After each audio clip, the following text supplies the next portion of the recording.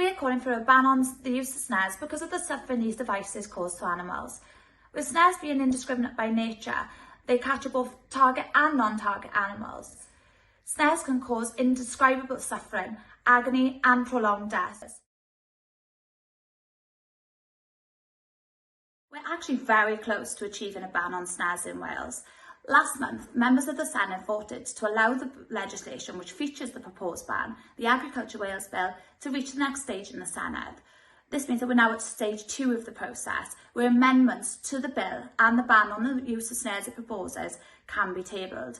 We are concerned that an amendment can be tabled which would weaken the proposed ban by calling for an exemption for so-called humane cable restraints.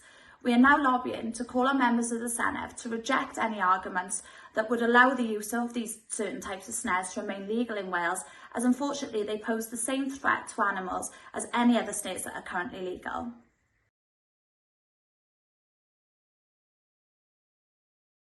The term humane cable restraint is used to describe certain types of snares that are intended to simply catch their victim instead of tightening around them.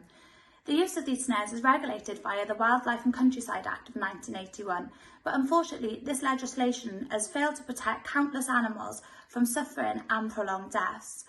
While these snares are usually called humane cable restraints, as far as we're concerned, there is no such thing as a humane snare, as these snares are still indiscriminate and can still catch non-target animals and cause serious suffering, especially if they're placed incorrectly or have aged and have worn and are no longer fit for purpose.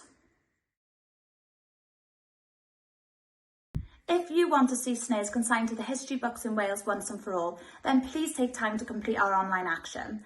This enables you to contact your members of the Senedd to call on them to support the ban on the use of snares in its current format.